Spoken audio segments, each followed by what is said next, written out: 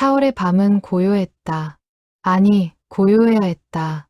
하지만 해운대구 중동의 낡은 빌라, 청솔빌라, 3층 복도에는 긴장이 흐르고 있었다. 복도 형광등이 깜빡이며 만들어내는 불규칙한 그림자 속에서 302호 김태우는 시계를 보았다. 밤 11시 정각. 그리고 시작되었다. 으아악. 301호에서 터져나오는 비명소리. 아니, 비명이라고 하기엔 묘한 소리였다. 사람의 목소리 같기도 하고 기계음 같기도 한 날카롭고 불규칙한 소음. 벽을 타고 울려 퍼지는 그 소리는 마치 건물 전체를 흔드는 것 같았다. 김태우는 이를 악물었다. 1년이었다. 정확히 1년 전 이 빌라로 이사온 이후 매일 밤 같은 시간, 같은 소리가 반복되었다. 처음엔 참았다. 두 번째 주엔 쪽지를 써서 문 앞에 놓았다. 한 달 후엔 관리사무소에 민원을 넣었다. 석 달 후엔 직접 문을 두드렸다. 하지만 301호의 문은 끝내 열리지 않았다. 그리고 오늘 드디어 경찰을 불렀다. 저기, 정말 여기 맞습니까? 계단을 올라오는 젊은 경찰관의 목소리가 들렸다. 김태우는 복도로 나섰다. 이미 304호 이영숙도 305호 정민호도 문 밖에 나와 있었다. 모두 같은 표정이었다. 지쳐있고 화가 나있고 동시에 묘하게 죄책감이 어린 얼굴. 예, 여기입니다. 301호요. 경찰관 2명이 301호 앞에 섰다. 초인종을 눌렀다. 1번, 2번, 3번. 하지만 인기척은 없었다. 안에서는 여전히 그 소리만 들려왔다. 굉음에 가까운 라디오 소리. 그 속에 섞인 알 수 없는 비명들. 경찰입니다. 문 열어주세요. 경찰관의 목소리가 복도에 울렸다. 몇 분의 정적 후 드디어 문 안쪽에서 인기척이 들렸다. 느린 발걸음, 무언가를 끄는 소리, 그리고 문고리 돌아가는 소리. 삐걱, 문이 열렸다. 그 순간 복도에 모인 모든 사람이 숨을 죽였다. 문틈 사이로 보인 것은 작고 왜소한 노인의 실루엣이었다. 허리가 굽은 할머니 한 분, 흰머리가 흐트러진 채 서 있는 그녀의 얼굴에는 두려움이 가득했다. 아니, 두려움보다 더 깊은 무언가, 슬픔, 외로움, 아니면 죄송합니다. 할머니의 목소리는 떨렸다. 경찰관이 안을 들여다보는 순간 그의 표정이 굳었다. 그 뒤로 보이는 방, 비좁은 원룸에는 가구라곤 낡은 이불 한 채와 작은 밥상, 그리고 거실 한가운데 놓인 오래된 라디오 한 대뿐이었다. 라디오는 여전히 켜져 있었다. 볼륨은 최대. 50년은 좋게 되어 보이는 나무 케이스의 진공관 라디오에서 옛가요가 최대 음량으로 흘러나오고 있었다. 할머니, 혼자 사십니까? 경찰관의 질문에 할머니는 고개를 끄덕였다. 그녀의 눈에 눈물이 고였다. 네, 혼자 살아요. 그 순간 복도에 서 있던 김태우는 자신이 했던 모든 항해, 모든 민원, 모든 분노가 한순간에 무너지는 것을 느꼈다. 304호 이영숙은 손으로 입을 막았다. 305호 정민호는 고개를 돌렸다. 80세 박순자 할머니. 그녀는 이 빌라 301호에서 7년째 혼자 살고 있었다. 그리고 매일 밤 11시 그녀는 50년 전 남편이 사준 그 라디오를 켜고 볼륨을 최대로 올렸다. 왜? 그 이유를 아는 사람은 아무도 없었다. 아직은. 1년 전 봄, 김태우가 청솔빌라 302호로 이사 온 날은 화창한 토요일이었다. 36의 나이에 처음으로 얻은 자기 집.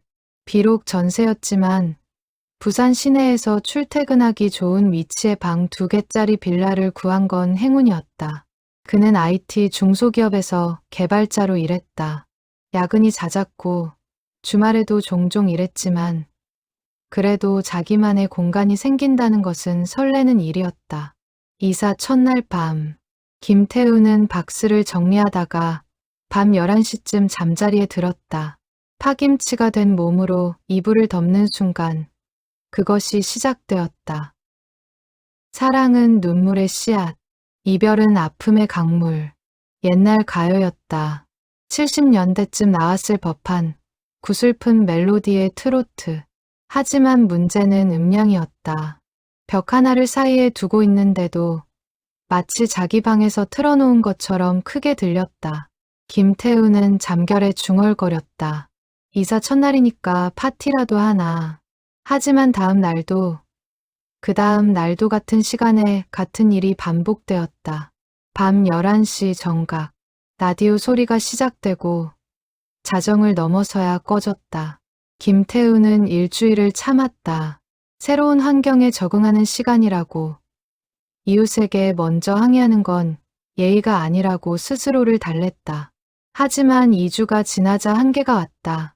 매일 새벽 1시에야 잠들고 아침 7시에 일어나는 생활. 회사에서 졸음과 싸우며 코딩하는 일상. 그는 마침내 결심했다. 흰 종이에 정중하게 글을 썼다. 안녕하세요. 옆집에 사는 302호 주민입니다. 늦은 시간 라디오 소리가 다소 크게 들려 잠을 이루기 어렵습니다. 가능하시다면 밤 11시 이후에는 소리를 조금만 줄여주시면 감사하겠습니다. 좋은 이웃으로 지냈으면 합니다. 그는 이 쪽지를 301호 문손잡이에 살짝 끼워두었다. 다음 날 아침, 쪽지는 사라져 있었다.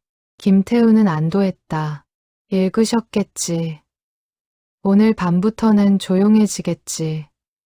하지만 그날 밤 11시. 청춘은 불타는 태양, 사랑은 타오르는 불꽃, 라디오는 여전히 켜졌다. 볼륨도 그대로였다. 아니, 어쩌면 더 커진 것 같았다. 김태우는 베개로 귀를 막았다. 하지만 소용없었다. 저음이 벽을 타고 진동처럼 전해졌다. 3일 후, 그는 다시 쪽지를 썼다. 이번엔 조금 더 직접적으로. 301호 주민분께 라디오 소리 문제로 다시 연락드립니다. 전에 드린 말씀 확인하셨는지요? 밤 11시 이후 소음으로 인해 수면에 큰 지장이 있습니다. 부디 협조 부탁드립니다. 쪽지는 역시 사라졌다. 하지만 달라진 건 없었다. 한 달이 지났다. 김태우의 얼굴에는 다크서클이 짙어졌다. 회사에서 실수가 잦아졌다. 팀장이 걱정스러운 눈으로 물었다. 태우 씨, 요즘 컨디션이 안 좋아 보이는데 괜찮아요? 아, 네, 괜찮습니다. 이사 후 적응 기간이라. 하지만 괜찮지 않았다. 김태우는 관리사무소를 찾아갔다. 1층 구석진 곳에 있는 작은 사무실. 60대 후반으로 보이는 관리인 최성우가 신문을 보다가 고개를 들었다. 무슨 일이세요? 301호 층간소음 문제로 왔습니다. 매일 밤 11시부터 라디오를 크게 틀어서. 최성우의 얼굴이 미묘하게 굳었다. 그는 한숨을 쉬었다.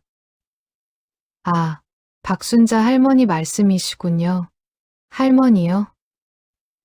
네, 80세 되셨어요. 혼자 사시는데. 최성우는 말을 흐렸다. 김태우가 재촉했다. 그래도 이건 명백한 층간소음 아닙니까?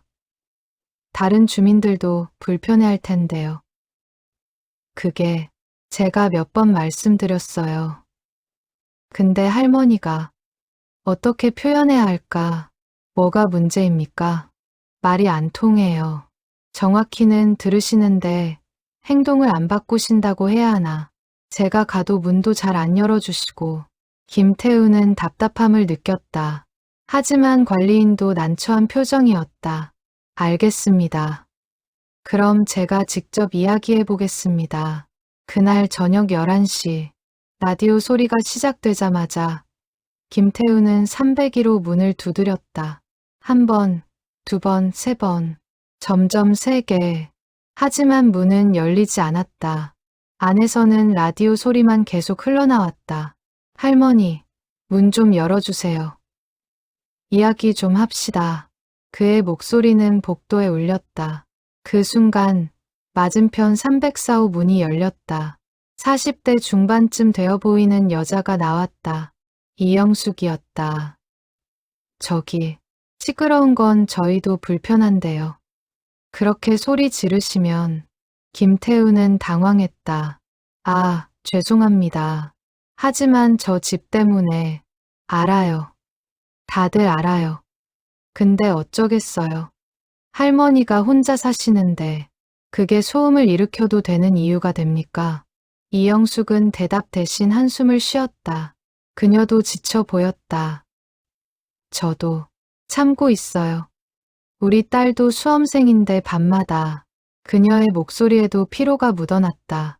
김태우는 미안함과 분노가 뒤섞인 감정을 느꼈다. 301호 문은 여전히 닫혀 있었다. 안에서 라디오는 계속 울려 퍼졌다. 2달째 김태우는 수면제를 먹기 시작했다. 귀마개도 사봤다.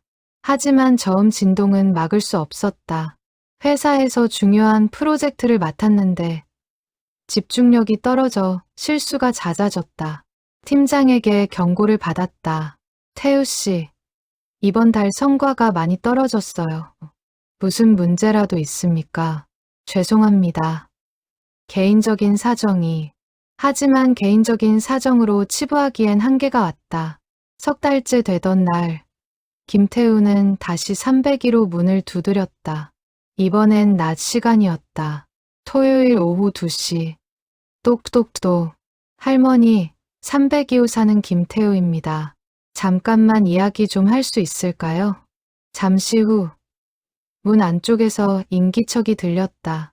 김태우의 가슴이 뛰었다. 드디어 대화가 되는 건가.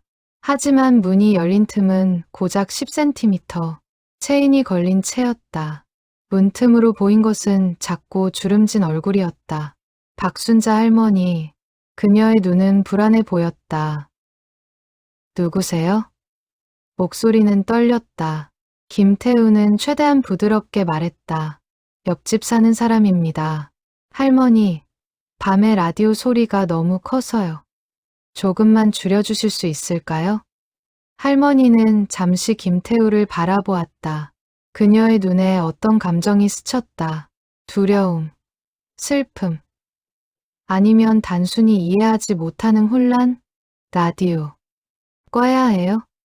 아니요. 끄라는 게 아니라 소리만 좀. 안 돼요. 할머니의 대답은 단호했다. 김태우는 당황했다. 왜요? 이웃들이 다 불편해하는데. 안 돼요. 라디오는 커야 해요. 왜 커야 합니까? 할머니는 대답하지 않았다. 그냥 문을 닫아버렸다. 찰칵, 체인이 걸리는 소리. 김태우는 닫힌 문 앞에 멍하니 서 있었다. 그날 밤, 라디오는 어김없이 11시에 켜졌다. 하지만 김태우는 이상한 것을 발견했다. 귀를 기울여 들으니 라디오 소리 사이사이에 다른 소리가 섞여 있었다. 할머니의 목소리였다. 그녀는 라디오에서 나오는 노래를 따라 부르고 있었다. 하지만 그 목소리는 노래가 아니었다. 울음에 가까웠다. 여름이 왔다. 청솔빌라의 오래된 외벽은 뜨거운 햇살을 받아 열기를 품었고 밤이 되어도 그 열기는 쉽게 식지 않았다. 김태우는 선풍기를 틀어놓고 창문을 열었지만 들어오는 건 바깥의 열기뿐이었다. 그리고 어김없이 밤 11시 301호에서 라디오 소리가 터져나왔다. 물레방아 도는 곳에 잉어가 노네. 이제는 어떤 노래가 나올지도 대략 예상이 갔다. 7, 80년대 트로트, 가끔은 옛날 가요, 포크송. 할머니는 매일 같은 라디오 채널을 들었다. 그리고 매일 같은 시간, 같은 볼륨으로. 김태우의 인내심은 한계에 달했다. 그는 더 이상 참을 수 없었다. 5개월째 제대로 잠을 잔 날이 손에 꼽을 정도였다. 회사에서는 프로젝트 실패로 인해 팀 전체가 문책을 받았고 그의 평가는 최저 등급을 받았다. 승진은커녕 감봉 통보를 받았다. 이건 이건 아니잖아. 김태우는 인터넷을 뒤졌다. 층간소음 대처법, 법적 대응 방법, 민원 제기 절차. 그는 주민센터를 찾아갔다. 담당 공무원은 피곤한 표정으로 서류를 건네주었다. 이웃사회 센터에 신청하시면 조정위원회가 구성됩니다. 하지만 시간이 좀 걸리고요. 얼마나요? 보통 한 달에서 두 달. 두 달이요? 그럼 그동안 계속 참으라는 겁니까? 공무원은 미안한 표정을 지었지만 할 수 있는 게 없었다. 김태우는 서류를 들고 나왔다. 그리고 또 다른 방법을 찾았다. 내용 증명. 법무사 사무실에서 작성한 내용 증명 우편. 층간소음 중지 요청 및 손해배상 청구 예고. 딱딱한 법률 용어로 가득한 문서. 김태우는 이것이 과한 조치라는 걸 알았다. 하지만 다른 방법이 없었다. 우편은 발송되었고 며칠 후 배달 확인이 왔다. 하지만 301호에서는 아무 반응이 없었다. 라디오는 여전히 밤 11시에 켜졌고 자정 넘어 꺼졌다. 그 무렵 304호 이영숙도 한계에 도달했다. 그녀의 딸 은지는 고3 수험생이었다. 6월 모의고사를 망쳤다. 밤마다 라디오 소리 때문에 집중이 안 된다며 울었다. 엄마, 나 독서실 보내줘. 집에선 공부 못하겠어. 이영숙은 가계부를 펼쳤다. 남편과 이혼한 후 혼자 딸을 키우며 편의점 야간 알바를 했다. 독서실 비용은 그녀에게 큰 부담이었다. 하지만 딸의 눈물을 보니 어쩔 수 없었다. 그녀도 관리사무소를 찾아갔다. 관리인 최정호는 난처한 표정을 지었다. 이영숙 씨도 박 할머니 때문에 오셨군요. 성우 씨, 이거 심각한 문제예요. 우리 은지가 수능 준비하는데. 알아요. 알고 말고요. 근데 할머니가 뭐요? 나이 드셨다고 다 용서되는 겁니까? 이영숙의 목소리에 눈물이 섞였다. 최성우는 한숨을 쉬었다. 할머니가 좀 특별한 상황이세요. 특별하긴 뭐가 특별해요. 그냥 고집 센 거 아니에요. 그게 아니라. 자세히는 모르겠는데 할머니가 7년 전에 이 빌라로 오셨거든요. 그때부터 계속 혼자, 자식들도 안 오시고. 그래서요? 그러니까 좀 외로우신가 봐요. 이영숙은 코웃음을 쳤다. 외로우면 이웃 괴롭혀도 돼요? 그게 말이 됩니까? 최성우는 대답하지 못했다. 이영숙은 돌아서며 말했다. 다음 주까지 해결 안 되면 저도 경찰 부를 겁니다. 그녀가 나가고 최성우는 301호를 올려다보았다. 3층 끝 호수, 늘 커튼이 쳐진 그 방. 그는 한 번 더 할머니를 찾아가 봐야겠다고 생각했다. 다음 날 오전, 최성우는 301호 문을 두드렸다. 한참을 기다리자 문이 조금 열렸다. 체인이 걸린 채. 할머니, 저 최성우예요. 관리 아저씨. 박순자 할머니는 최성우를 알아보는 듯했다. 문을 조금 더 열었다. 하지만 체인은 그대로였다. 무슨 일이에요? 할머니, 라디오 소리 때문에 민원이 계속 들어와요. 조금만 줄여주실 수 없을까요? 할머니의 얼굴이 굳었다. 안 돼요. 왜요, 할머니? 이웃들이 다 힘들어해요. 라디오는 커야 해요. 왜 커야 하는데요? 할머니는 잠시 망설이더니 작게 말했다. 안 들리거든요. 작으면. 최성우는 이해했다. 난청이구나. 그래서 볼륨을 크게 튼 거구나. 그럼 보청기를 쓰시면 돈 없어요. 할머니의 대답은 단순했다. 최성우는 할 말을 잃었다. 보청기는 비쌌다. 제대로 된 제품은 100만 원이 훌쩍 넘었다. 기초생활수급자도 아닌 할머니에게 지원도 없었다. 그럼 이어폰은요? 라디오에 이어폰을 꽂으면 그것도 안 돼요. 왜요? 할머니는 대답하지 않았다. 그냥 문을 닫았다. 최성우는 한숨을 쉬며 내려왔다. 7월 말 305호 정민호도 한계에 달했다. 그는 30대 초반의 프리랜서 디자이너였다. 집에서 작업하는 경우가 많았는데 밤 작업이 필수였다. 하지만 301호의 라디오 소리는 집중력을 완전히 무너뜨렸다. 그는 소음 측정 앱을 설치했다. 밤 11시 라디오가 켜지자 측정을 시작했다. 결과는 충격적이었다. 평균 70데시벨, 최고 85데시벨. 이는 법적 기준인 주간 65데시벨, 야간 60데시벨을 훨씬 초과하는 수치였다. 정민호는 이 데이터를 들고 경찰서를 찾아갔다. 담당 경찰관은 측정 결과를 보고 고개를 끄덕였다. 확실히 기준치를 초과하네요. 경고 조치는 가능합니다. 그럼 바로 해주세요. 다만 노인이라면 일단 계도부터 하는 게 6개월 넘게 계도했습니다. 소용없어요. 경찰관은 난처한 표정을 지었지만 법적 기준이 명확했다. 그는 서류를 작성했다. 일주일 후 경찰의 공식 경고장이 301호에 전달되었다. 소음 관련 경고 및 개선 명령. 하지만 그날 밤에도 라디오는 켜졌다. 김태우는 더 이상 참을 수 없었다. 그는 302호에서 305호까지 이웃들을 모았다. 304호 이영숙, 305호 정민우, 그리고 306호에 사는 70대 노부부 강일수 김미자까지 우리가 공동으로 대응해야 합니다. 법적 조치를 취합시다. 김태우의 제안에 이영숙이 동의했다. 맞아요. 이렇게 계속 당할 순 없어요. 하지만 306호 강일수 할아버지가 조심스럽게 말했다. 그래도 저분도 할머니인데 법까지 가는 건 좀... 할아버지, 그럼 우리는 계속 참으라는 겁니까? 정민호가 반박했다. 강일수는 입을 다물었다. 결국 사가구가 공동명의로 소송 준비를 시작했다. 변호사 상담, 소음 측정 용역, 증거 수집. 하지만 이 모든 과정에서 그들은 한 가지를 간과하고 있었다.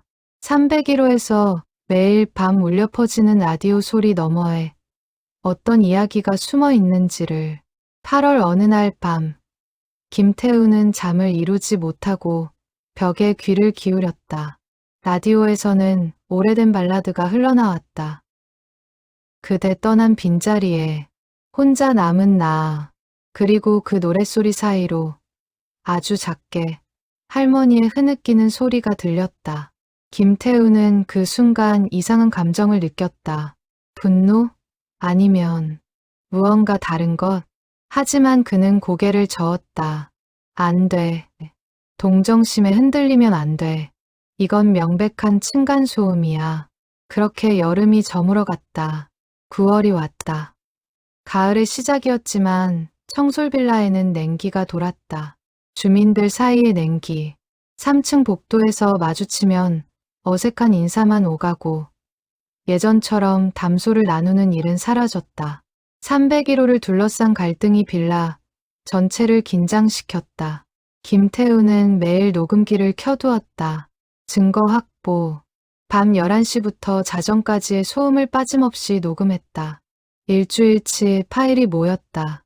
정민호는 소음 측정기를 매일 같은 위치에 설치해 데이터를 수집했다.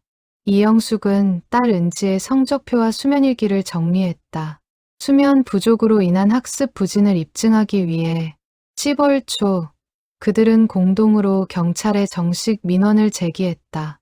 이번엔 단순 경고가 아니었다. 소음방지법 위반, 공동주거생활 침해, 법적 조치를 전제로 한 강력한 요청. 해운대 경찰서 생활안전과 담당 경찰관은 젊은 순경 박현우와 경장 이지훈이었다. 그들은 제출된 증거 자료들을 검토했다. 녹음 파일, 소음 측정 데이터, 주민 진술서, 모두 명백한 증거들이었다. 이 정도면 현장 출동이 필요하겠습니다. 이지훈 경장이 말했다. 박현우 순경은 서류를 보며 고개를 끄덕였다. 근데 선배, 피신고자가 80세 노인이라는데 그래도 법은 법이지. 나이가 면죄부는 아니잖아. 그렇긴 한데 혹시 치매나 그런 건 아닐까요? 이지우는 생각했다. 가능성이 있었다. 하지만 그것도 현장에 가봐야 알 일이었다. 일단 가보자. 오늘 밤 11시에 출동하는 걸로. 그날 저녁, 김태우는 경찰에게서 연락을 받았다. 밤 11시에 출동한다고. 그는 이영숙과 정민호에게도 알렸다. 드디어 끝이 보이는 걸까. 밤 10시 50분. 청솔빌라 3층 복도는 묘한 긴장감에 휩싸였다. 김태우, 이영숙, 정민호가 각자 집 문 앞에 서 있었다. 306호 강일수 김미자 부부도 조심스럽게 밖을 내다보고 있었다. 그리고 정확히 11시. 사랑했던 그 사람. 지금은 어디에? 301호에서 라디오 소리가 터져나왔다. 어김없이. 마치 약속이라도 한 것처럼. 5분 후, 계단에서 발소리가 들렸다. 경찰 2명이 올라왔다. 박현우와 이지훈. 그들은 3층 복도의 분위기를 한눈에 파악했다. 여러 호실의 주민들이 나와 있었다. 모두 지쳐 보였다. 신고하신 분이 김태우가 앞으로 나섰다. 302호 김태우입니다. 이지훈이 고개를 끄덕이고 301호를 바라보았다. 문틈으로 환한 불빛이 새어나왔고 라디오 소리가 복도 전체에 울려 퍼졌다. 저 집입니까? 네, 맞습니다. 박현우가 데시벨 측정기를 꺼내 소리를 쟀다. 72데시벨. 명백한 기준 초과였다. 확실하네요. 들어가 보겠습니다. 이지훈이 301호 초인종을 눌렀다. 딩동. 하지만 아무 반응이 없었다. 라디오 소리만 계속되었다. 그는 다시 눌렀다. 1번, 2번, 3번. 여전히 반응이 없자. 이지훈은 문을 두드렸다. 똑똑똑. 조금 더 세게. 똑똑똑똑. 경찰입니다. 문 열어주세요. 그의 목소리가 복도에 울렸다. 복도에 모인 주민들은 숨을 죽였다. 1분, 2분. 긴 침묵. 그리고 드디어 문 안쪽에서 인기척이 들렸다. 느린 발걸음 소리. 무언가 끄는 소리. 그리고 체인이 걸리는 소리. 삐걱. 문이 아주 조금 열렸다. 10cm 남짓. 체인이 걸린 채. 문틈 사이로 할머니의 얼굴이 보였다. 박순자 할머니. 그녀는 작았다. 150cm도 안 되어 보이는 키. 허리가 굽어 더 작아 보였다.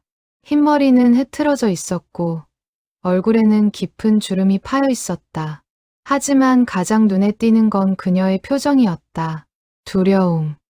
그녀의 눈에는 명백한 두려움이 서려 있었다. 마치 자신이 무슨 잘못을 저질렀다는 듯. 경찰을 보는 그녀의 눈빛은 떨리고 있었다. 할머니, 박순자 씨 맞으십니까? 이지훈의 질문에 할머니는 작게 고개를 끄덕였다. 네. 목소리도 떨렸다. 저희는 소음 신고를 받고 왔습니다. 라디오 소리가 너무 크다는 민원이 여러 건 접수되었는데요. 할머니는 말없이 경찰관을 바라보았다. 이지훈은 조금 더 부드럽게 말을 이었다. 안으로 들어가서 이야기할 수 있을까요? 할머니는 잠시 망설이다가 고개를 저었다. 여기서 이야기해요. 왜요? 안에서 하는 게 편할 텐데. 안 돼요. 할머니의 거부는 단호했다. 박현우가 이지훈을 바라보았다. 이지훈은 난처했지만 강제로 들어갈 수는 없었다. 알겠습니다. 그럼 여기서 이야기하죠. 할머니, 라디오 소리가 너무 큽니다.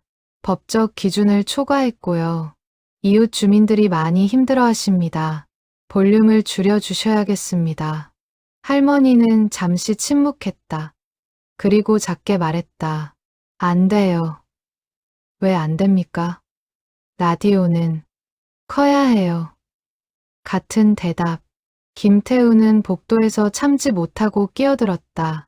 할머니, 귀가 안 들리시면 보청기를 쓰시든지 이어폰을 쓰시든지 해야죠. 왜 이웃들을 괴롭히십니까? 할머니가 김태우를 바라보았다. 그 눈빛에 뭔가가 스쳤다. 슬픔, 아니면 원망? 보청기, 없어요. 이어폰도 안 돼요. 왜 안 됩니까? 이영숙도 목소리를 높였다. 우리 딸이 수능 준비하는데 밤마다 잠을 못 자요. 할머니만 힘든 게 아니에요. 할머니의 눈에 눈물이 고였다. 하지만 그녀는 여전히 같은 말만 반복했다. 라디오는 커야 해요. 꼭 이지우는 상황을 정리해야 했다. 그는 할머니에게 공식적으로 경고했다. 할머니, 지금부터 공식 경고를 드립니다. 야간 소음 기준을 초과하고 있으며 이는 경범죄 처벌법 위반입니다. 오늘부터 라디오 볼륨을 줄이지 않으시면 법적 조치가 취해질 수 있습니다. 이해하셨습니까? 할머니는 고개를 숙였다. 눈물이 뺨을 타고 흘렀다. 죄송해요. 미안해요.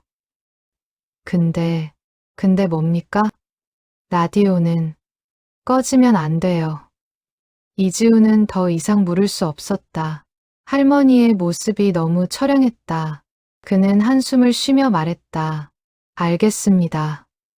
일단 오늘은 이것으로 마치겠습니다. 하지만 개선되지 않으면 다시 올 수밖에 없습니다. 할머니는 대답 대신 그냥 문을 닫아버렸다. 찰칵, 체인 소리, 그리고 다시 라디오 소리만 흘러나왔다. 경찰이 내려간 후 복도에 남은 주민들은 서로를 바라보았다. 김태우는 분노했다. 이게 말이 됩니까? 경찰이 와도 소용없다는 겁니까? 정민호도 동의했다. 법적 조치를 강하게 해야 해요. 소송으로 가야. 하지만 306호 강일수 할아버지가 조심스럽게 말했다. 그래도 할머니가 너무 불쌍해 보이던데. 김미자 할머니도 고개를 끄덕였다. 맞아요. 저렇게 우는데 뭔가 사연이 있는 것 같아. 이영숙이 반박했다. 사연이야 누구에게나 있죠. 그렇다고 이웃을 괴롭혀도 된다는 겁니까? 강일수는 더 이상 말하지 못했다. 하지만 그의 마음속에는 의문이 남았다. 왜 할머니는 그렇게까지 라디오를 크게 틀어야 하는 걸까? 그날 밤 301호에서는 자정이 넘어서도 라디오가 꺼지지 않았다. 평소보다 30분이나 더 길게 틀어졌다. 그리고 라디오 소리 사이사이로 할머니의 울음소리가 새어나왔다. 김태우는 벽에 귀를 대고 그 소리를 들었다. 분노가 아니라 이상한 감정이 올라왔다. 무언가 놓치고 있는 게 있는 것 같았다. 하지만 그는 고개를 저었다. 내일 변호사에게 연락해야지. 소송 준비를 본격적으로 시작해야 해. 그렇게 또 하루가 지나갔다. 10월 중순, 청솔빌라 3층은 완전한 냉전 상태에 돌입했다. 주민들은 복도에서 마주쳐도 고개를 돌렸다. 301호 박순자 할머니는 아예 밖으로 나오지 않았다. 가끔 새벽녘에 쓰레기를 내놓는 소리만 들렸을 뿐이다. 김태우는 변호사와 정식 상담을 마쳤다. 소송 비용, 절차, 예상 결과까지 모두 들었다. 승소 가능성이 높다고 했다. 증거가 명확하니까. 하지만 변호사는 한 가지를 경고했다. 다만 상대가 80세 노인이라는 점이 변수입니다. 법원에서 정상 참작의 여지를 둘 수 있고 그래도 이길 수 있죠? 이기긴 할 겁니다. 하지만 집행이 문제죠. 노인에게 벌금을 물리거나 강제로 뭘 하게 할 수는 없으니까요. 김태우는 답답했다. 그럼 대체 어떻게 하란 말인가? 그날 밤에도 라디오는 켜졌다. 하지만 뭔가 달랐다. 평소보다 볼륨이 조금 작아진 것 같았다. 김태우는 귀를 기울였다. 확실히 작아졌다. 70데시벨에서 65데시벨 정도로. 하지만 여전히 기준치를 초과했다. 그리고 무엇보다 여전히 잠을 방해했다.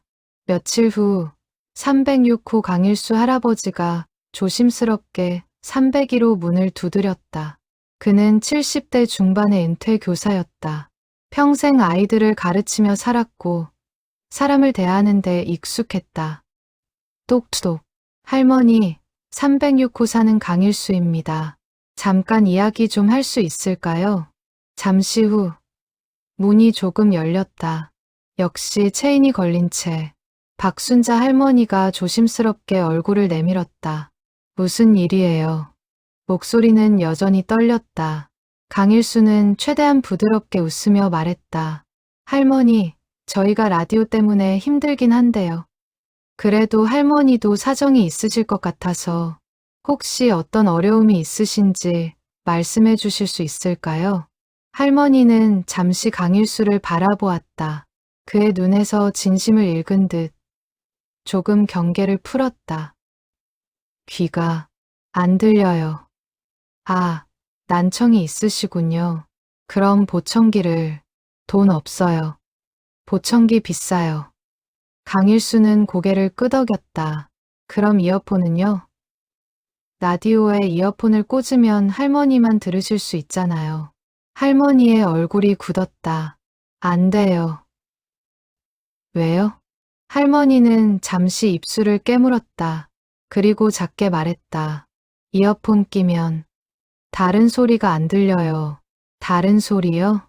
전화벨 소리, 문 두드리는 소리. 강일수는 이해했다. 할머니는 혼자 살았다. 이어폰을 끼면 외부의 소리를 전혀 들을 수 없게 된다. 누가 찾아와도 전화가 와도 모른다. 그게 두려운 것이다. 그럼 전화 기다리세요. 누가 전화하실 분이라도? 할머니의 눈에 순간 눈물이 고였다. 그녀는 고개를 저었다. 아무도 전화 안 해요. 근데 혹시 딸이 전화할까봐 강일수의 가슴이 먹먹해졌다. 딸, 할머니에게 딸이 있구나. 하지만 연락이 없는 거구나. 딸분이 어디 계신데요? 할머니는 대답하지 않았다. 그냥 고개를 숙였다. 강일수는 더 이상 묻지 않았다. 알겠습니다, 할머니. 그럼 밤 11시가 아니라 조금 일찍 들으시면 안 될까요? 10시 정도에? 안 돼요. 왜요? 11시에 그 프로가 나와요. 프로요? 라디오 프로. 밤의 편지함. 옛날 노래 틀어주는. 강일수는 이해했다. 할머니는 특정 라디오 프로그램을 듣고 있었다. 밤 11시부터 자정까지 방송되는 밤의 편지함. 옛 가요와 사연을 소개하는 프로그램. 그 프로가 그렇게 중요하세요? 할머니는 고개를 끄덕였다. 그리고 작게 말했다. 남편이 좋아했어요. 과거형. 강일수는 조심스럽게 물었다. 남편분은 돌아가셨나요? 할머니는 고개를 끄덕였다. 눈물이 뺨을 타고 흘렀다. 7년 전에. 그럼 그때부터 여기 사신 거군요. 네, 남편 없이. 혼자. 강일수는 할 말을 잃었다. 그는 할머니의 어깨에 손을 올리고 싶었지만 문틈이 너무 좁았다. 할머니, 그래도 이웃들이 힘들어하니까 뭔가 방법을 찾아야 해요. 할머니는 고개를 저었다. 방법 없어요. 라디오 안 들으면 너무 무서워요. 뭐가 무서우세요? 고요한 게, 아무 소리도 없는 게. 강일수는 이제 알 것 같았다. 할머니는 고독을 견딜 수 없었다. 빈집의 적막을, 아무도 없는 공간의 정적을. 그래서 라디오를 틀었다. 크게, 마치 누군가 옆에 있는 것처럼. 알겠습니다, 할머니. 제가 이웃들과 이야기해 볼게요. 할머니는 고개를 숙이며 문을 닫았다. 강일수는 한참을 그 자리에 서 있었다. 그날 저녁, 강일수는 아내 김미자와 이야기했다. 할머니가 너무 외로우신 것 같아. 그래도 이건 아니잖아요. 이웃을 괴롭히는 건 괴롭히려는 게 아니야. 살기 위해서 그러는 거야. 고독 때문에. 김미자는 한숨을 쉬었다. 그녀도 할머니의 마음을 이해 못하는 건 아니었다. 하지만 현실적인 문제도 있었다. 그럼 어떻게 해요? 우리가 대신 할머니 친구가 되어줄 수도 없고. 강일수는 생각했다. 그리고 결심했다. 내일 다른 주민들 모아서 회의 좀 하자. 함께 해결책을 찾아보는 거야. 다음 날 강일수는 3층 주민들을 모았다. 302호 김태우, 304호 이영숙, 305호 정민호. 그들은 강일순의 거실에 모여 앉았다. 여러분, 제가 할머니와 이야기를 좀 나눠봤습니다. 강일수는 할머니의 사정을 설명했다. 남편을 잃고 7년째 혼자 사는 것, 딸과의 연락이 끊긴 것, 라디오가 유일한 위안이라는 것.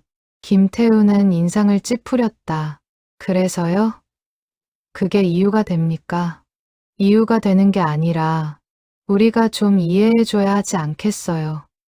이해는 무슨, 저는 6개월 넘게 잠을 못 잤다고요. 이영숙도 동의했다. 맞아요.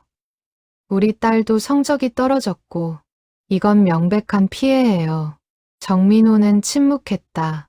그도 화가 났지만 할머니 이야기를 들으니 마음이 복잡했다. 강일수는 설득을 계속했다. 그럼 이렇게 합시다. 우리가 할머니를 도와드리는 거예요. 보청기를 사드리든지 아니면 다른 방법을. 왜 우리가요? 김태우가 반박했다. 왜 우리가 피해를 입으면서까지 할머니를 도와야 합니까? 강일수는 조용히 대답했다. 왜냐하면 우리도 언젠가 늙으니까요. 우리도 언젠가 누군가의 도움이 필요할 테니까. 그 말에 방 안이 조용해졌다. 김미자가 덧붙였다. 맞아요. 지금 할머니가 우리에게 짐이 되는 것처럼 우리도 언젠가 누군가에게 짐이 될 거예요. 그때 누가 우리를 외면하지 않길 바란다면 지금 우리가 먼저 손을 내밀어야 하지 않을까요? 이영숙의 눈에 눈물이 고였다. 그녀도 혼자 딸을 키우며 외로움을 알았다. 정민호도 고개를 숙였다. 김태우만 여전히 불만스러운 표정이었지만 더 이상 반박하지 않았다. 알겠습니다. 그럼 어떻게 하자는 겁니까? 강일수가 말했다. 일단 보청기부터 알아봅시다. 비용은 우리가 나눠서. 그건 좀. 김태우가 망설였다. 그의 형편도 넉넉지 않았다. 저도 전세금 마련하느라 빠듯해서. 강일수는 이해했다. 그럼 일단 제가 알아보겠습니다. 지원 제도가 있는지, 중고 보청기는 어떤지. 그렇게 회의는 마무리되었다. 명확한 해결책은 나오지 않았지만 적어도 적대감은 조금 누그러졌다. 그날 밤 라디오는 여전히 켜졌다. 하지만 복도에 나온 사람은 없었다. 모두 각자의 방에서 벽 너머의 소리를 들으며 복잡한 마음으로 잠을 청했다. 301호에서는 박순자 할머니가 라디오 앞에 앉아 있었다. 50년 된 진공관 라디오. 남편 박영수가 결혼 1주년 선물로 사준 그 라디오. 할머니는 라디오를 쓰다듬으며 중얼거렸다. 여보, 미안해요. 내가 이웃들한테 피해를 주고 있네요. 라디오에서는 옛 가요가 흘러나왔다. 그리운 그 얼굴, 다시 볼 수 없지만 할머니는 눈물을 흘리며 노래를 따라 불렀다. 그 목소리는 떨렸지만 간절했다. 11월 초, 강일수는 약속대로 보청기를 알아보기 시작했다. 먼저 구청 복지과를 찾아갔다. 담당 공무원은 서류를 뒤적이며 설명했다. 노인 보청기 지원 사업이 있긴 한데요. 대상자가 한정되어 있습니다. 기초생활수급자나 차상위계층. 박순자 할머니는 해당 안 됩니까? 잠시만요. 공무원이 시스템을 검색했다. 박순자 80세, 청솔빌라 301호, 정보가 떴다. 아, 일반 대상자시네요. 연금 받으시고 지원 대상은 아닙니다. 그럼 어떻게 해야 합니까? 개인적으로 구매하셔야죠. 시중 보청기가 한쪽에 50만 원에서 200만 원 정도. 강일수는 한숨을 쉬었다. 너무 비쌌다. 그의 퇴직금도 얼마 남지 않은 상황에서 그 돈을 내기는 어려웠다. 혹시 중고는 없나요? 중고요? 글쎄요. 보청기는 개인 맞춤이라 강일수는 인터넷을 뒤지기 시작했다. 중고 보청기 거래 사이트, 기부 프로그램, 지역복지센터. 하지만 쉽지 않았다.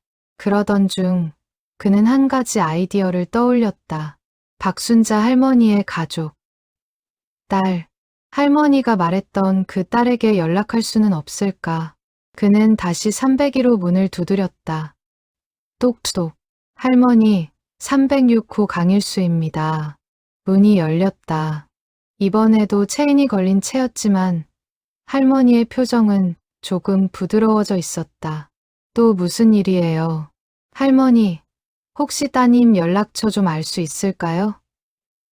보청기 문제로 상의를 좀. 할머니의 얼굴이 굳었다. 딸은 연락 안 돼요. 왜요? 전화번호가 없으세요? 있어요. 근데 안 받아요.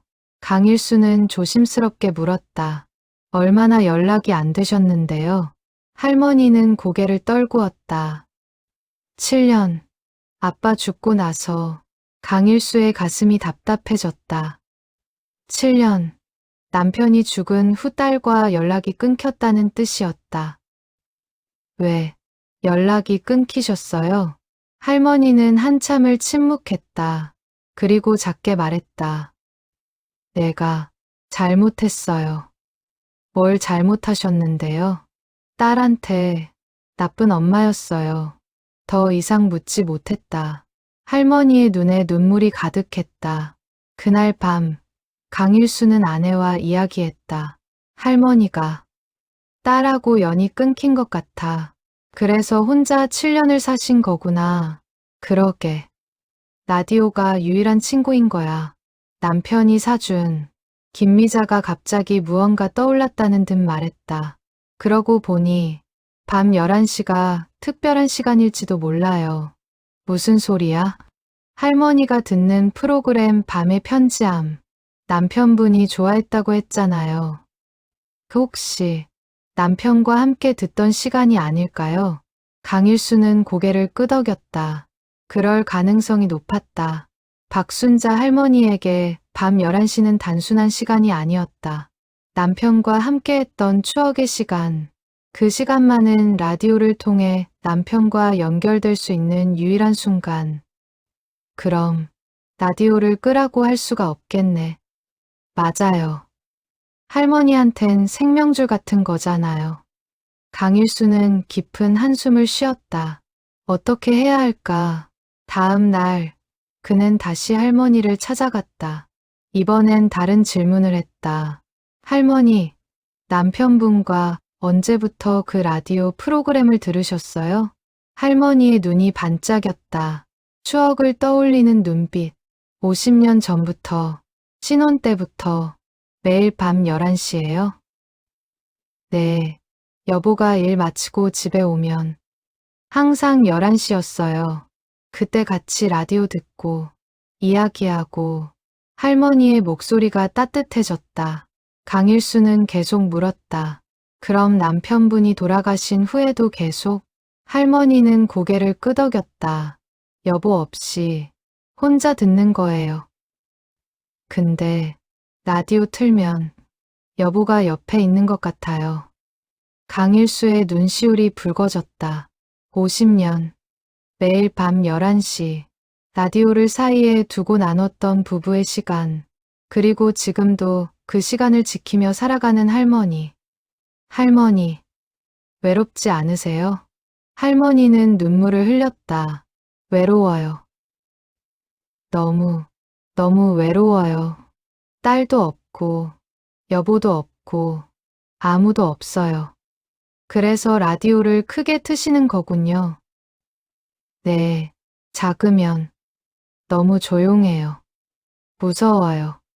강일수는 할머니의 손을 잡고 싶었지만 문틈이 여전히 좁았다. 할머니, 제가 가끔 찾아뵐게요. 이야기 상대가 되어드릴게요. 할머니는 고개를 저었다. 괜찮아요. 폐 끼치기 싫어요. 폐가 아니에요. 우리가 이웃 아닙니까? 할머니는 잠시 강일수를 바라보았다. 그리고 작게 웃었다.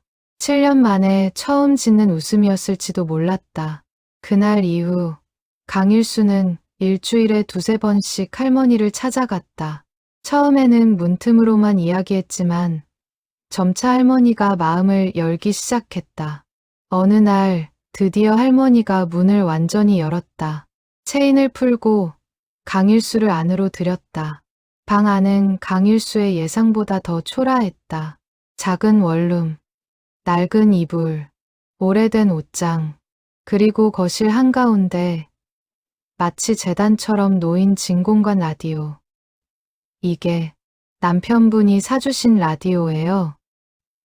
네, 결혼 1주년 때 할머니는 라디오를 쓰다듬었다. 50년 된 나무 케이스는 윤이 났다.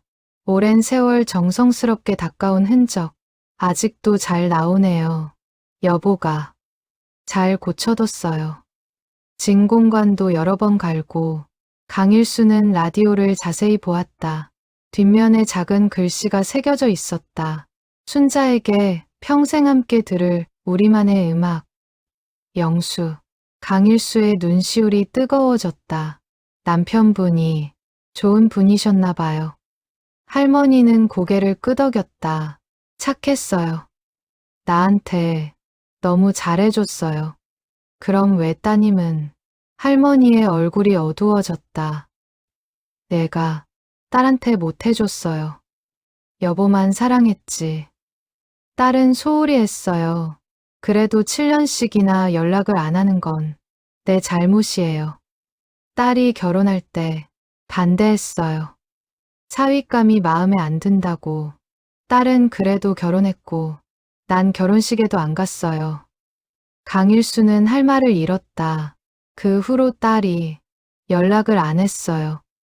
여보는 딸한테 연락하자고 했는데 난 자존심 때문에 그러다 여보가 갑자기 할머니는 울음을 터뜨렸다. 여보 임종 때 딸한테 연락했어요. 근데 안 왔어요. 여보가 딸 이름 부르면서 죽었는데 딸은 안 왔어요. 강일수는 할머니를 안아주었다. 작고 떨리는 어깨. 7년간 혼자 짊어진 죄책감과 외로움. 할머니, 아직 늦지 않았어요. 다시 연락해보세요. 안 받아요. 몇 번을 해도. 그럼 편지를 쓰시든지 찾아가시든지. 할머니는 고개를 저었다. 용기가 없어요. 딸이 날 미워할 텐데. 강일수는 할머니의 손을 잡았다. 할머니, 제가 도와드릴게요. 따님께 연락할 방법을 찾아볼게요. 할머니는 눈물을 닦으며 고개를 끄덕였다. 그날 밤 라디오는 여전히 켜졌다. 하지만 이제 그 소리는 조금 다르게 들렸다. 단순한 소음이 아니라 한 여인의 외로움과 그리움이 담긴 애절한 신호로. 300이후 김태우는 벽 너머 소리를 들으며 생각했다. 저 소리 속에 어떤 이야기가 있는지 이제야 조금 알 것 같았다. 304호 이영숙도 305호 정민호도 각자의 방에서 같은 생각을 했다. 어쩌면 우리가 지금까지 듣지 못했던 건 소리가 아니라 그 속에 담긴 마음이었을지도 모른다고. 11월 중순, 강일수는 박순자 할머니로부터 딸의 이름과 마지막으로 알고 있던 주소를 받았다. 박지영, 현재 50세, 서울 강남구 어딘가에 산다고 했다. 하지만 정확한 주소는 모른다고 했다. 7년 전 주소였다. 강일수는 인터넷을 뒤지기 시작했다. 이름으로 검색, SNS 검색, 전화번호부. 하지만 쉽지 않았다. 박지영이라는 이름은 너무 흔했다. 그러던 중 그는 할머니에게 다시 물었다. 할머니, 사위분 성함이나 직업은 아세요? 김민수였나? 회사 다닌다고 했는데 어느 회사요?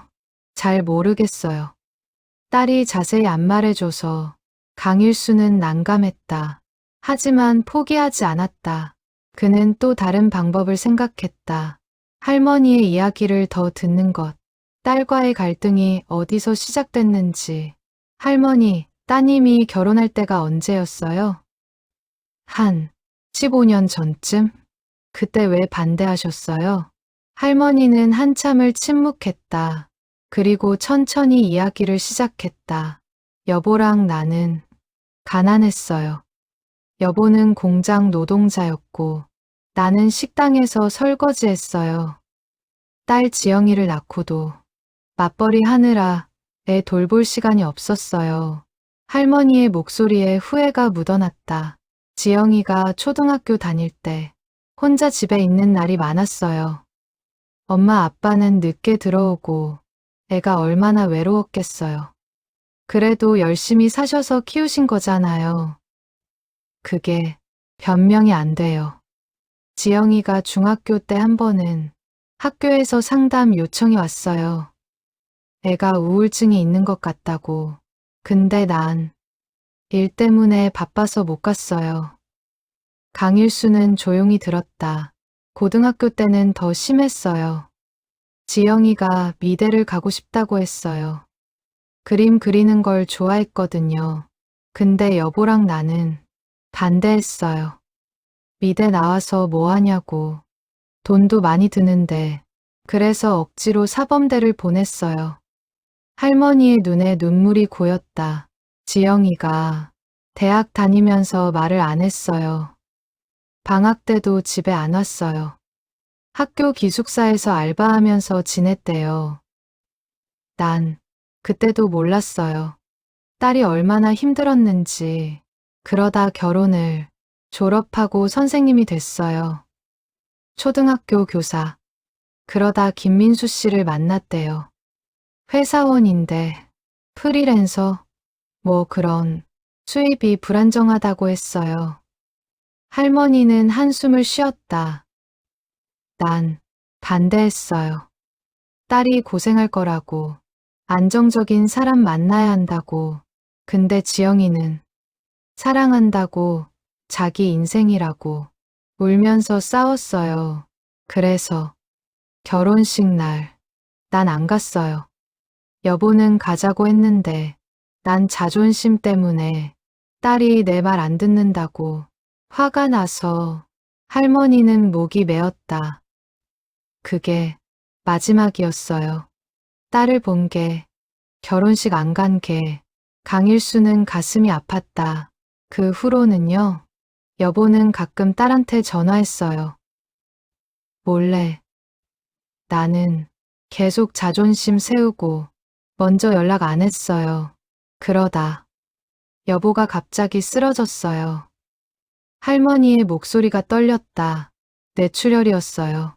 공장에서 일하다가 갑자기 병원에 실려갔는데 의식이 없었어요. 난 딸한테 전화했어요. 아빠가 위독하다고. 딸분이 안 왔어요. 전화도 안 받고 문자만 보냈어요. 알았어요라고. 그게 끝이었어요. 할머니는 흐느꼈다. 여보가 사흘 동안 의식 없이 누워 있다가 딸 이름 부르면서 지영아, 미안하다. 그러면서 죽었어요. 강일수의 눈에도 눈물이 고였다. 장례식 때도 딸은 안 왔어요. 문자만 보냈어요. 삼가 고인의 명복을 빕니다라고. 그게 마지막이었어요. 강일수는 할머니를 안아주었다. 할머니, 따님도 힘드셨을 거예요. 내 잘못이에요. 내가 나쁜 엄마였어요. 딸한테 사랑을 안 줬어요. 여보만 사랑했지. 할머니는 라디오를 바라보았다. 그래서 라디오를 듣는 거예요. 여보랑 같이 들었던 밤 11시 그 시간만은 여보가 옆에 있는 것 같아요. 그 시간만은 외롭지 않아요. 강일수는 이제 모든 걸 이해했다. 라디오는 단순한 기계가 아니었다. 50년 전 신혼 때부터 매일 밤 남편과 함께 들었던 유일한 행복의 기억. 그리고 지금은 죄책감과 그리움을 견디기 위한 유일한 버팀목. 할머니, 제가 따님을 꼭 찾을게요. 그리고 할머니 마음을 전할게요. 할머니는 고개를 저었다. 소용없어요. 딸이 날 용서 안 할 거예요. 그래도 시도는 해봐야죠. 할머니도 따님도 둘 다 힘드시잖아요. 할머니는 울음을 삼켰다. 그날 밤 강일수는 아내와 함께 대책을 논의했다. 박지영 씨를 어떻게든 찾아야 해. 근데 어떻게? 서울에 박지영이 몇 명인데. 초등학교 교사라고 했으니까 교육청에 문의해볼까? 개인정보라 안 알려줄 거야. 강일수는 고민했다. 그리고 한 가지 방법을 떠올렸다. SNS에 글을 올려보자. 찾는 사람 있다고. 그게 될까? 해봐야지. 다른 방법이 없어. 강일수는 지역 커뮤니티, 맘카페, 동창회 모임 등 여러 SNS에 글을 올렸다. 박지영 50세, 초등교사, 부산 출신님을 찾습니다. 어머니께서 연락을 간절히 원하십니다. 혹시 아시는 분 계시면 연락 부탁드립니다. 며칠이 지났지만 답장은 없었다. 강일수는 포기하지 않고 계속 글을 올렸다. 그러던 어느 날 304호 이영숙이 강일수를 찾아왔다. 강 선생님, 제가 좀 도와드릴게요. 어떻게요? 저희 딸 은지 친구 엄마 중에 초등교사가 있어요. 교사 커뮤니티에 물어보라고 해볼게요. 강일수는 고마웠다.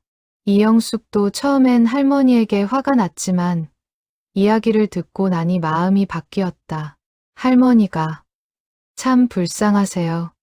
저도 딸 하나 키우는데 만약 은지랑 그렇게 되면 생각만 해도 이영숙의 눈시울이 붉어졌다. 305호 정민호도 동참했다. 제가 SNS 마케팅 좀 해봤거든요. 확산시키는 방법 알아요. 도와드릴게요. 하나둘씩 이웃들이 힘을 모으기 시작했다. 302호 김태우도 마지못해 참여했다. 에휴, 알겠습니다. 저도 뭐 프로그래머니까 데이터 검색 좀 도와드리죠. 청솔빌라 3층은 이제 갈등이 아니라 협력의 공간으로 바뀌어가고 있었다. 그리고 일주일 후 드디어 답장이 왔다. 한 초등교사 커뮤니티 회원으로부터 혹시 찾으시는 분이 서울 강남의 5호초등학교 박지영 선생님인가요? 제 동료인데 연락처 알려드릴까요? 강일수의 손이 떨렸다. 찾았다. 드디어 찾았다. 11월 말 강일수는 박지영의 전화번호를 받았다. 하지만 바로 전화하지 못했다. 무슨 말을 해야 할까? 어떻게 설명해야 할까? 그는 며칠간 고민했다. 아내 김미자가 조언했다. 일단 상황만 설명해봐요. 어머니가 얼마나 힘들어 하시는지. 근데 7년 동안 연락 안 한 사이인데 갑자기 전화하면 받기나 할까? 해봐야죠. 안 해보고 포기할 순 없잖아요. 강일수는 용기를 내어 전화기를 들었다. 번호를 눌렀다. 신호음이 울렸다. 한 번, 두 번, 세 번. 여보세요? 여자의 목소리였다. 차분하지만 조금 경계하는 톤. 그 혹시 박지영 선생님이십니까? 네, 그런데 누구시죠? 강일수는 숨을 깊이 들이쉬었다. 저는 부산 해운대구에 사는 강일수라고 합니다. 선생님 어머니, 박순자 할머니와 같은 빌라에 살고 있습니다. 전화 너머가 조용해졌다. 잠시의 침묵 후 박지영의 목소리가 들렸다. 어머니가 뭐라고 하시던가요? 목소리에 긴장이 묻어났다. 할머니께서 지금 혼자 사시는데 많이 힘들어하세요. 그래서요? 목소리가 차가웠다. 강일수는 조심스럽게 계속했다. 층간소음 문제가 있어서 제가 할머니와 이야기를 나누게 됐는데 선생님을 많이 그리워하시더라고요. 혹시 시간 되시면 한번 연락 좀 하시거나. 됐습니다. 박지영의 대답은 단호했다. 전 어머니와 연락할 생각 없습니다. 그만 끊겠습니다. 잠깐만요. 할머니가 지금 정말 뚝 전화가 끊겼다. 강일수는 멍하니 전화기를 내려놓았다. 김미자가 물었다. 어떻게 됐어요? 끊었어요. 완전히 거부하는 분위기. 강일수는 좌절했다. 하지만 포기할 수 없었다. 그는 문자를 보냈다. 선생님, 강일수입니다. 어머니께서 많이 후회하고 계십니다. 한 번만 이야기 들어주시면 안 될까요? 답장은 없었다. 다음 날, 강일수는 다시 문자를 보냈다. 어머니께서 7년 동안 혼자 사셨습니다. 라디오만 들으시면서 많이 외로워하십니다. 역시 답장 없었다. 사흘째 강일수는 조금 더 구체적으로 썼다. 어머니께서 아버지가 돌아가실 때 선생님을 못 만난 걸 가장 후회하십니다. 아버지께서 마지막까지 선생님 이름을 부르셨다고 합니다. 1시간 후 답장이 왔다. 연락하지 마세요. 제 일에 간섭하지 마시기 바랍니다. 강일수는 난감했다. 어떻게 해야 할까? 그는 이영숙, 정민호와 상의했다. 딸이 완전히 마음을 닫았어요. 이영숙이 말했다. 그럴 만도 하죠. 어릴 때 상처가 깊었나 봐요. 정민호가 제안했다. 편지는 어때요? 할머니가 직접 편지를 쓰시게 하는 거. 강일수는 고개를 끄덕였다. 그것도 방법이네요. 그는 할머니를 찾아갔다. 할머니, 따님을 찾았어요. 할머니의 눈이 커졌다. 정말요? 지영이를? 네, 근데 전화는 안 받으시더라고요. 할머니의 얼굴이 어두워졌다. 역시 날 미워하는 거죠. 그래서 말인데요. 편지를 한번 써보시는 게 어떨까요? 할머니 마음을 편지로. 할머니는 망설였다. 뭐라고 써야 할지 모르겠어요. 그냥 솔직하게 쓰시면 돼요. 그동안 못했던 말들, 후회하는 것들. 할머니는 떨리는 손으로 펜을 들었다. 강일수가 편지지를 건넸다. 박순자 할머니는 한참을 망설이다가 천천히 글자를 쓰기 시작했다. 지영아, 엄마야. 7년 만에 쓰는 편지구나. 미안하다는 말부터 해야 할 것 같구나. 엄마가 너한테 정말 못된 엄마였어. 내가 어렸을 때 곁에 없었던 것. 내 말을 안 들어준 것. 내 꿈을 무시한 것. 내 결혼을 반대한 것. 모두 다 엄마 잘못이야. 내 아빠가 돌아가실 때 너한테 연락했는데 오지 않았지. 그때 엄마는 화가 났어. 근데 지금 생각해보면 내가 안 온 게 당연했어. 엄마가 너한테 그렇게 했으니까. 아빠가 마지막까지 내 이름을 불렀어. 지영아, 미안하다고. 엄마 대신 미안하다고. 엄마는 그걸 들으면서도 너한테 연락 못했어. 자존심 때문에. 지금은 혼자 살아. 라디오만 듣고. 아빠랑 같이 듣던 그 라디오. 밤 11시면 켜. 그럼 아빠가 옆에 있는 것 같아서. 근데 요즘은 라디오 소리 때문에 이웃들한테 피해를 준대. 미안해. 엄마가 또 짐이 되는구나. 지영아, 엄마 한 번만 봐줄래? 죽기 전에 한 번만 얼굴 보고 싶구나. 미안하다는 말 제대로 하고 싶어. 사랑한다는 말도 못 해줬는데 이제라도 하고 싶구나. 엄마가. 편지는 눈물로 얼룩졌다. 할머니는 쓰다가 멈추고 쓰다가 울었다. 강일수는 조용히 기다렸다. 1시간 넘게 걸려 편지가 완성되었다. 이걸 보낼까요? 네, 제가 보내드릴게요. 강일수는 편지를 받아 정성스럽게 봉투에 넣었다. 그리고 박지영의 주소를 적었다. 등기로 발송했다. 일주일이 지났다. 답장은 없었다. 2주일이 지났다. 여전히 소식 없었다. 강일수는 조바심이 났다. 혹시 편지를 안 읽은 건 아닐까? 아니면 읽고도 무시한 건가? 그러던 12월 초, 갑자기 박지영에게서 전화가 왔다. 여보세요. 강일수 선생님이십니까? 목소리는 여전히 차가웠지만 전보다는 조금 누그러진 것 같았다. 네, 선생님. 편지 받으셨나요? 네, 받았습니다. 침묵. 그래서 어머니를 한번 만나보고 싶습니다. 강일수의 가슴이 뛰었다. 정말요? 네, 주말에 부산 내려갈게요. 알겠습니다. 제가 할머니께 말씀드릴게요. 전화를 끊고 강일수는 뛸 듯이 기뻐했다. 그는 바로 301호로 달려갔다. 똑똑똑. 할머니, 큰일 났어요. 문이 열렸다. 할머니는 놀란 표정이었다. 무슨 일이에요? 따님이 주말에 온대요. 할머니 만나러. 할머니의 얼굴이 하얗게 질렸다. 그리고 주저앉았다. 정말요? 네, 토요일에 오신대요.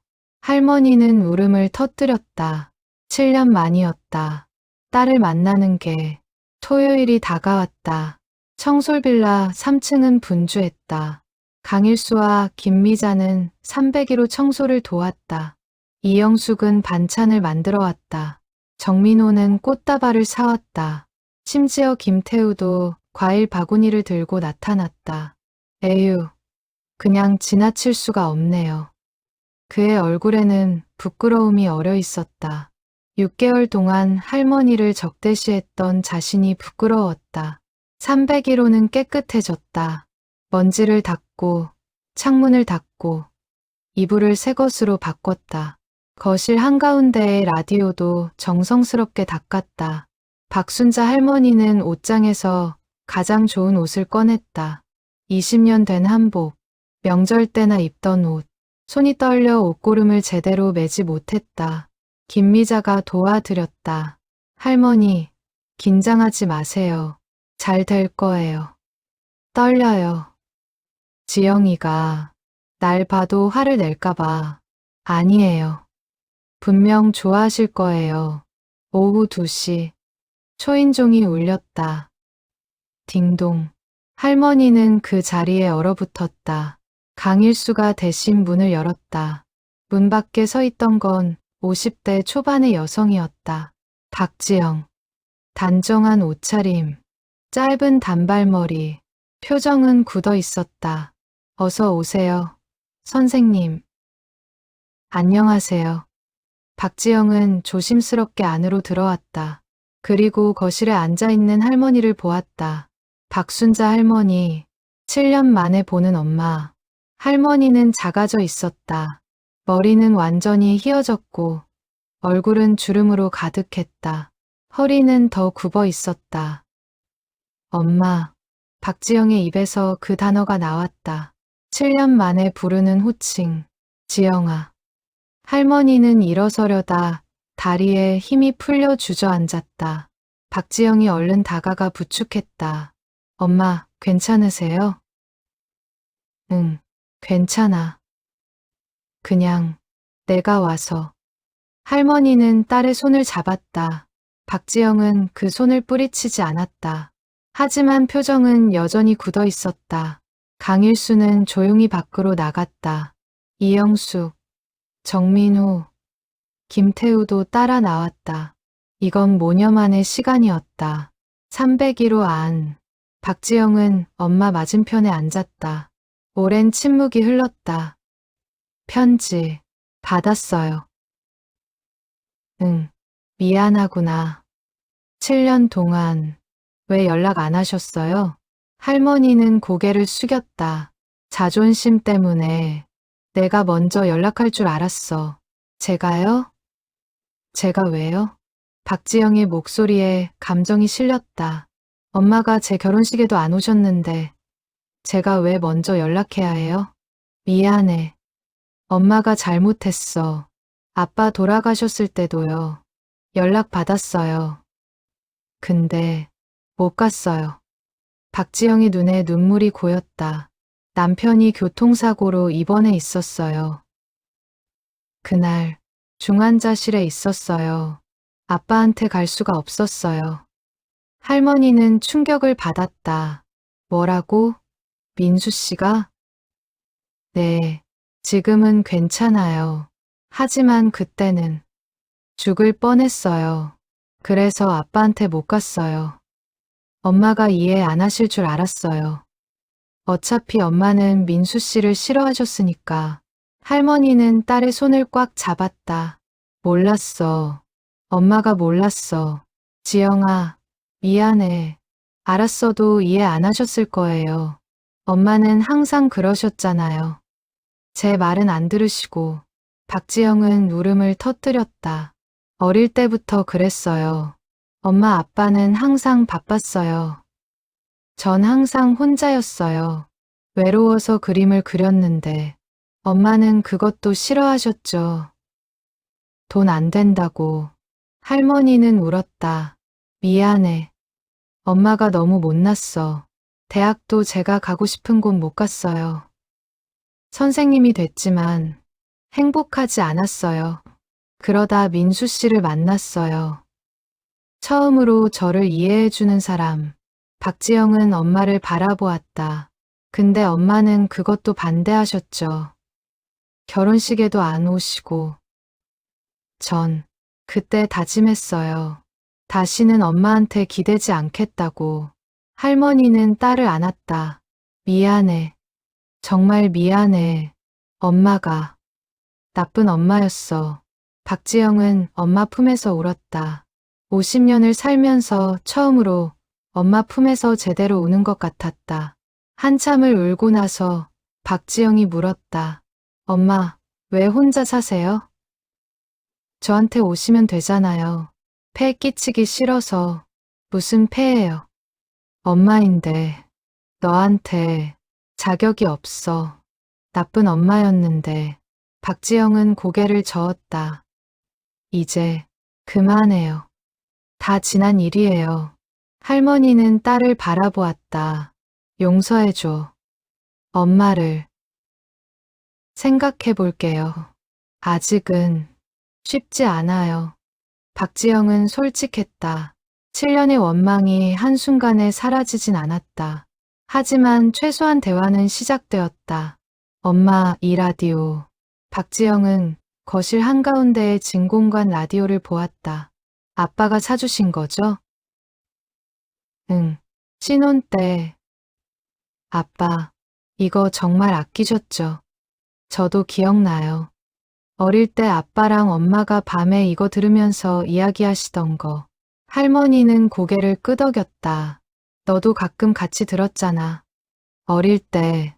박지영은 기억을 떠올렸다. 초등학교 때. 밤 11시. 라디오 앞에 앉아 부모님과 함께 옛 노래를 들었던 시간. 그때가 유일하게 가족 같았던 순간. 근데 왜 이렇게 크게 트세요? 이웃들이 불편해한다면서요. 할머니는 귀를 가리켰다. 귀가 안 들려. 작으면 안 들려. 보청기는요? 돈 없어. 박지영은 한숨을 쉬었다. 엄마, 제가 사드릴게요. 보청기. 아니야, 괜찮아. 괜찮은 게 아니에요. 이웃들한테 피해 주시면 안 되죠. 박지영은 가방에서 수첩을 꺼냈다. 다음 주에 병원 예약할게요. 같이 가요. 할머니는 눈물을 흘렸다. 고마워. 지영아. 박지영은 복잡한 표정으로 엄마를 바라보았다. 여전히 마음 한쪽에는 원망이 남아 있었다. 하지만 80세 노인이 된 엄마를 보니 더 이상 미워할 수만은 없었다. 엄마, 자주 올게요. 일주일에 한 번씩. 정말? 네. 그리고 엄마도 서울 한번 오세요. 우리 집에. 할머니는 고개를 저었다. 아니야. 민수 씨한테 미안해서. 민수 씨도 괜찮다고 했어요. 오히려 엄마 모시고 살자고. 할머니는 놀랐다. 정말? 네. 민수 씨는 착한 사람이에요. 엄마가 생각하시는 것보다. 할머니는 미안함과 고마움에 또 울었다. 그날 저녁 박지영은 이웃들에게도 인사했다. 강일수, 김미자, 이영숙, 정민우, 김태우. 어머니 때문에 불편하셨죠? 죄송합니다. 강일수가 손살에 쳤다. 아니에요. 우리가 더 이해 못 해드린 거죠. 이영숙도 말했다. 이제 보청기 하시면 괜찮아질 거예요. 박지영은 고개를 숙여 인사했다. 감사합니다. 어머니를 돌봐주셔서. 그날 밤 301호에서는 라디오가 켜지지 않았다. 처음이었다. 할머니는 딸과 함께 이야기를 나누느라 라디오를 잊었다. 그리고 복도는 처음으로 조용했다. 12월 중순. 박지영은 약속대로 일주일에 한 번씩 부산에 내려왔다. 그리고 엄마를 데리고 병원에 갔다. 청력 검사 결과 할머니는 중증 난청이었다. 의사는 보청기를 권했다. 양쪽 다 필요합니다. 특히 고음역대가 거의 안 들리시네요. 박지영은 가장 좋은 보청기를 샀다. 한쪽에 120만 원, 양쪽 240만 원. 적은 돈이 아니었지만 그녀는 망설이지 않았다. 엄마, 이거 끼세요. 할머니는 보청기를 귀에 꽂았다. 그 순간 세상의 소리가 선명해졌다. 어머, 소리가 들려. 할머니는 놀라워했다. 딸의 목소리가 또렷하게 들렸다. 바람 소리, 자동차 소리, 사람들의 웃음소리, 오랜만에 듣는 세상의 소리. 엄마, 이제 라디오도 작게 들으실 수 있어요. 할머니는 고개를 끄덕였다. 그날 저녁, 할머니는 처음으로 라디오 볼륨을 줄였다. 이웃들이 불편하지 않을 정도로 30데시벨, 속삭이는 정도의 소리. 302호 김태우는 그 변화를 즉시 느꼈다. 밤 11시가 되었는데 조용했다. 아니, 완전히 조용한 건 아니었다. 아주 작게, 희미하게 라디오 소리가 들렸다. 하지만 이제는 방해가 되지 않는 소리. 그는 웃으며 잠자리에 들었다. 7개월 만에 제대로 된 수면. 304호 이영숙도 딸 은지와 함께 기뻐했다. 엄마, 오늘 정말 조용하다. 공부 집중 잘 돼. 그러게. 할머니가 보청기 하셨나 봐. 305호 정민호는 편안한 마음으로 작업을 했다. 디자인에 집중할 수 있었다. 306호 강일수와 김미자는 서로를 바라보며 흐뭇해했다. 당신 덕분이에요. 당신이 할머니를 도와주지 않았으면 우리 모두 덕분이지. 이웃들이 다 함께 도운 거야. 청솔빌라 3층은 변했다. 갈등의 공간에서 화해의 공간으로, 적대의 복도에서 이웃의 복도로. 박지영은 엄마를 위해 다른 것들도 챙겨주었다. 새 이불, 따뜻한 외투, 전기장판, 그리고 매주 반찬을 만들어 왔다. 엄마, 혼자 사시니까 제대로 못 드시잖아요. 괜찮아. 너 일 바쁜데. 괜찮아요. 제가 하고 싶어서 하는 거예요. 박지영은 또한 이웃들과도 친해졌다. 특히 강일수 부부와는 자주 이야기를 나눴다. 강 선생님, 정말 감사합니다. 엄마를 이렇게 돌봐주시고. 아니에요. 당연한 일을 했을 뿐이에요. 아니에요. 아무나 못하는 일이에요. 저도 친엄마인데 7년을 방치했잖아요. 박지영의 목소리에 자책감이 묻어났다. 선생님도 사정이 있으셨잖아요. 사정이야. 핑계였어요. 사실은 그냥 미워서 안 본 거예요. 박지영은 솔직했다. 엄마가 미웠어요. 어릴 때부터 저를 소홀히 하셨으니까. 근데 이제 보니 엄마도 힘드셨던 거더라고요. 가난해서, 바빠서 저를 사랑하는 방법을 몰랐던 거죠. 강일수는 고개를 끄덕였다. 부모도 사람이니까요. 완벽할 수 없죠. 맞아요. 저도 이제 알겠어요. 제가 부모가 되어 보니 박지영에게는 초등학교 3학년 아들이 있었다. 그 아이를 키우면서 느꼈다. 부모 노릇이 얼마나 어려운지. 엄마를 서울로 모셔갈까 생각 중이에요. 좋은 생각이네요. 근데 엄마가 망설이시네요. 이 집에 정이 들었나 봐요. 할머니는 실제로 망설이고 있었다. 7년을 산 이 집, 남편의 기억이 남은 이 공간, 그리고 이제는 친구가 된 이웃들. 박지영이 물었다. 엄마, 정말 서울 안 올래요? 응, 여기가 좋아. 이웃분들도 좋고. 근데 혼자 사시기 힘드시잖아요. 괜찮아. 이제 너도 자주 오고, 보청기도 있고. 박지영은 고민했다. 강제로 모셔갈 순 없었다. 엄마의 의사를 존중해야 했다. 알겠어요. 그럼 제가 자주 올게요. 그리고 엄마도 가끔 서울 오세요. 그래, 그럼. 그렇게 해서 박순자 할머니는 301호에 계속 살기로 했다. 하지만 이제는 혼자가 아니었다. 딸이 있었고 이웃이 있었다. 크리스마스 이브 3층 주민들은 작은 파티를 열었다. 306호 강일순의 거실에서 모두가 음식을 조금씩 가져왔다. 김태우는 치킨을, 이영숙은 떡볶이를, 정민호는 피자를 가져왔다. 박순자 할머니도 초대받았다.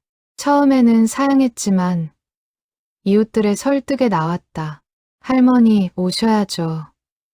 우리 이웃 아니에요? 할머니는 보청기를 끼고 파티에 참석했다. 그녀는 이웃들과 처음으로 제대로 대화했다. 김태우와는 IT 이야기를, 이영숙과는 자녀 이야기를, 정민호와는 예술 이야기를 나눴다. 할머니, 옛날에는 뭐 하셨어요? 김미자가 물었다. 식당에서 일했어요. 설거지. 힘드셨겠어요. 그래도 행복했어요. 여보랑 같이 일하고 돈 모으고. 할머니는 남편 이야기를 했다. 50년 전 신혼 시절, 가난했지만 행복했던 시간, 매일 밤 11시 라디오를 들으며 나눴던 이야기들. 여보가 라디오를 정말 좋아했어요. 노래 들으면서 나한테 춤추자고 했어요. 할머니는 웃으며 눈물을 흘렸다. 이영숙이 물었다. 할머니, 지금도 그 라디오 들으세요? 응, 매일 밤 11시에. 근데 이제는 작게 들어요. 보청기 덕분에. 김태우가 미안한 표정으로 말했다. 할머니, 제가 그동안 너무 심했죠. 죄송해요. 아니야. 내가 이웃들한테 피해 줬는데. 미안해. 이제 괜찮아요. 다 지난 일이에요. 그날 밤, 파티가 끝나고 할머니는 301호로 돌아갔다. 그리고 밤 11시, 라디오를 켰다. 작은 소리로. 사랑했던 그 시절.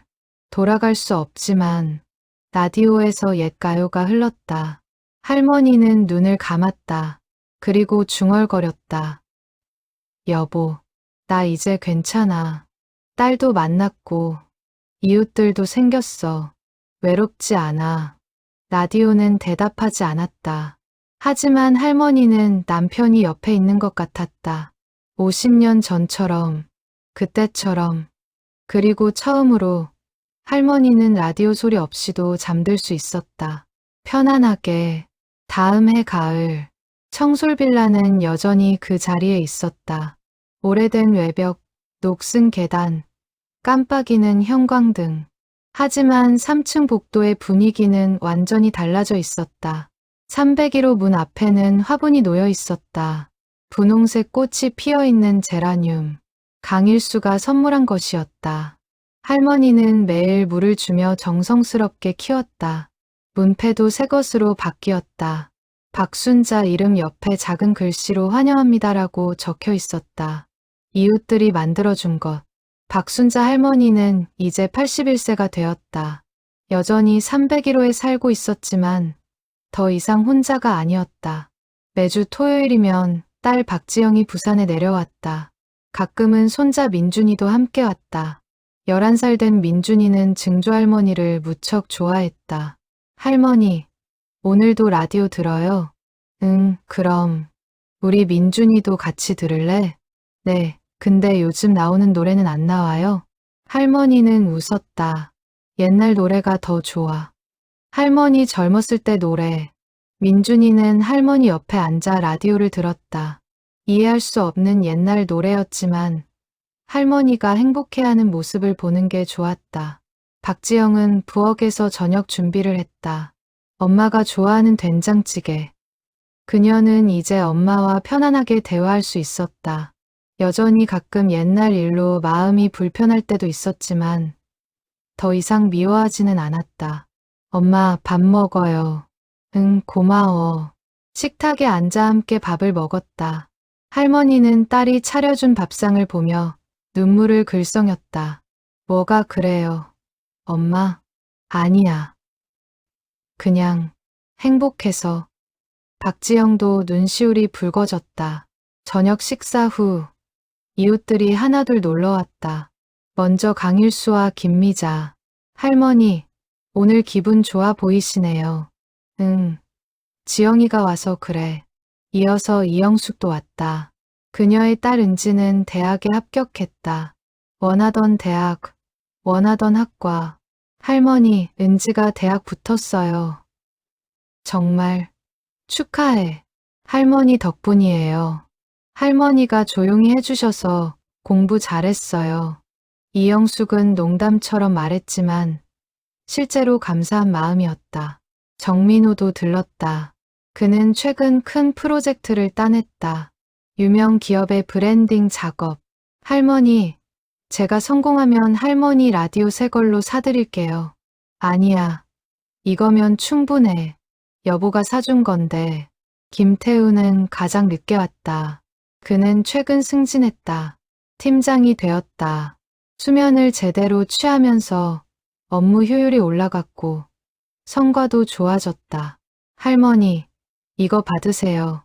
그는 작은 선물 상자를 건넸다. 할머니가 열어보니 예쁜 스카프였다. 어머, 고마워. 근데 이거 비싼 거 아냐? 아니에요. 할머니께 드리고 싶었어요. 그동안 제가 너무 못됐잖아요. 아니야, 괜찮아. 다 이해해.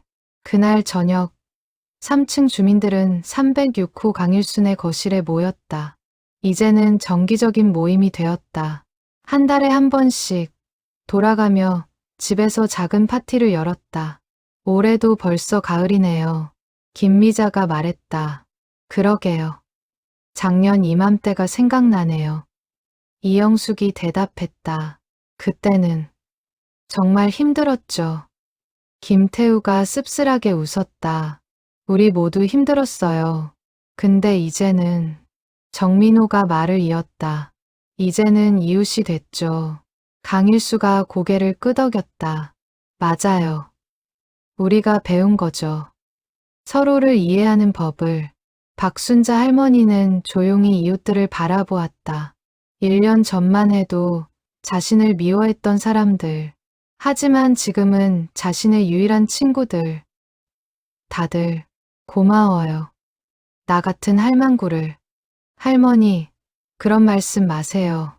김미자가 할머니 손을 잡았다. 우리가 더 감사하죠. 할머니 덕분에 우리가 배웠어요. 뭘 배웠어요? 진짜 이웃이 뭔지요. 파티가 끝나고 밤 11시가 가까워졌다. 할머니, 라디오 들으러 가실 시간 아니에요? 정민호가 물었다. 응, 그래야지.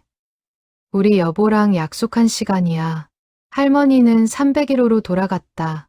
그리고 정확히 11시에 라디오를 켰다. 작은 소리로. 이제는 보청기가 있어서 작은 소리로도 잘 들렸다.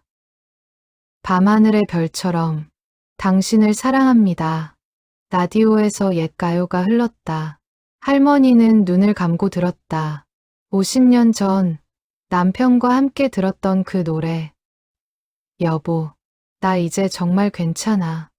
외롭지 않아. 딸도 있고, 손자도 있고, 이웃들도 있어. 근데 그래도 당신이 제일 보고 싶어. 할머니는 라디오를 쓰다듬었다. 50년 된 나무 케이스는 여전히 윤이 났다. 고마워, 여보. 이 라디오 사줘서 덕분에 당신이 옆에 있는 것 같아. 라디오는 대답하지 않았다. 하지만 따뜻한 진공관의 열기가 할머니의 손을 데웠다. 301호 옆 302호에서 김태우는 미세하게 들리는 라디오 소리를 들으며 미소 지었다. 이제 그 소리는 소음이 아니었다. 이웃의 행복한 시간을 알리는 신호였다. 304호에서 이영숙도 딸과 함께 그 소리를 들었다. 엄마, 할머니 라디오 소리 들려? 응, 들려. 근데 이제는 괜찮아. 그치? 응, 이제는. 좋아. 할머니가 행복하신 것 같아서 305호 정민호도 306호 강일수 부부도 모두 그 작은 라디오 소리를 들었다. 그리고 각자의 방에서 편안하게 잠자리에 들었다. 청솔빌라 3층의 밤은 고요했다. 하지만 완전히 조용하지는 않았다. 301호에서 흘러나오는 아주 작은 라디오 소리. 그 소리 속에는 50년의 사랑이, 7년의 외로움이, 그리고 1년의 화해가 담겨 있었다. 박순자 할머니는 라디오를 들으며 잠들었다. 편안하게, 더 이상 외롭지 않게. 그녀의 얼굴에는 미소가 번져 있었다. 다음 날 아침, 해가 떴다. 301호 창문으로 햇살이 들어왔다. 할머니는 일어나 창문을 열었다. 복도에서 강일수의 인사소리가 들렸다. 할머니, 좋은 아침이에요. 응, 좋은 아침. 할머니는 웃으며 대답했다. 그리고 화분에 제라늄에 물을 주었다.